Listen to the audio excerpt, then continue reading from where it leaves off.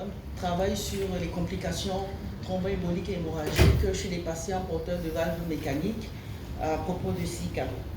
Pas de conflit d'intérêt. Les prothèses mécaniques représentent environ 60% des prothèses implantées dans le monde.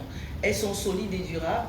Elles sont préférées chez les patients jeunes ou chez les patients qui auraient une indication autre au traitement anticoagulant. Malgré l'apport de nouveaux matériaux, elles sont responsables de nombreux accidents thromboemboliques et nécessitent donc un traitement anticoagulant permanent avec des antivitamines K.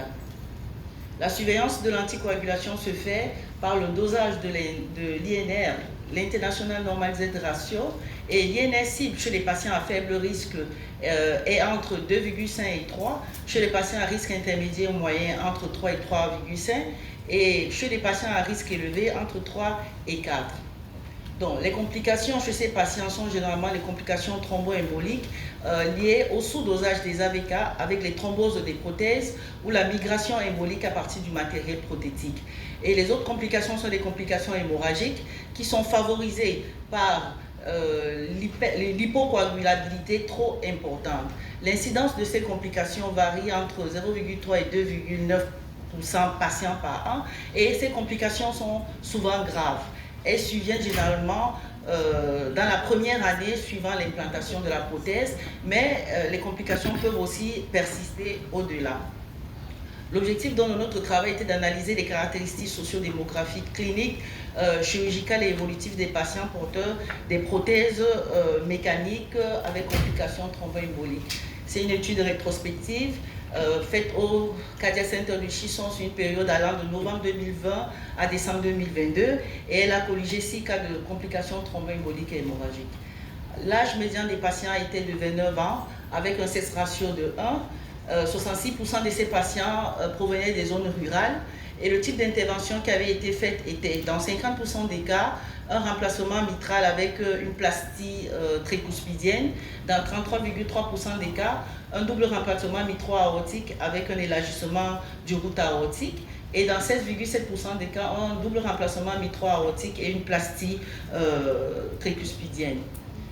L'AVK utilisé était la sénocumarol et la dose journalière médiane était de 4 mg.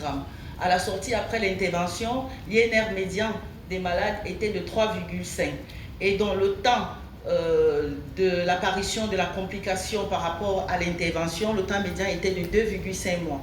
La présentation clinique de ces patients lors de l'arrivée aux urgences était dans 100% des cas un déficit neurologique et dans 83,3% des cas une altération de la conscience.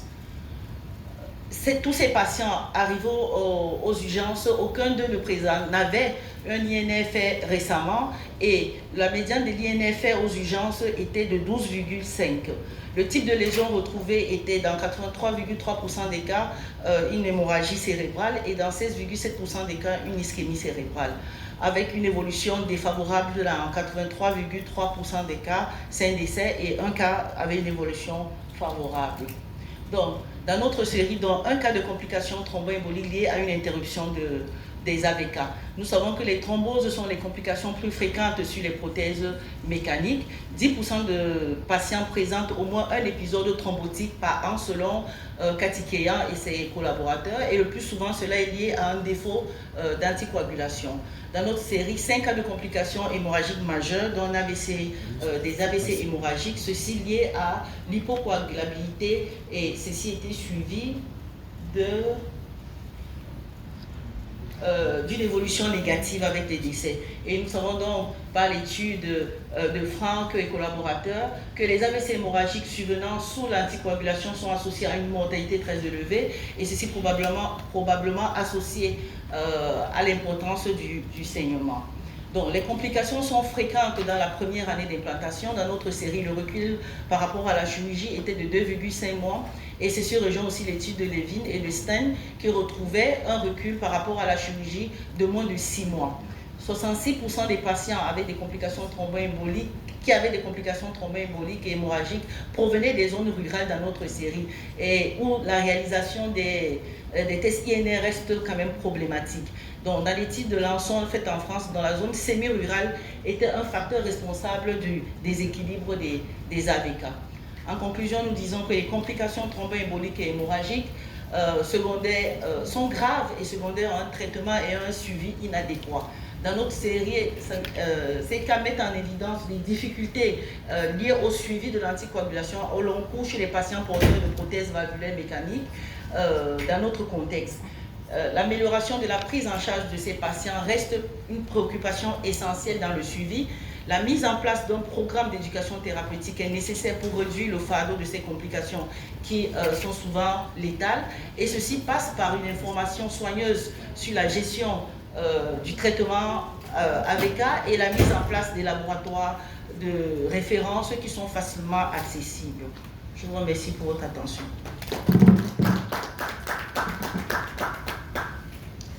Nous remercions le docteur Ngo pour sa brillante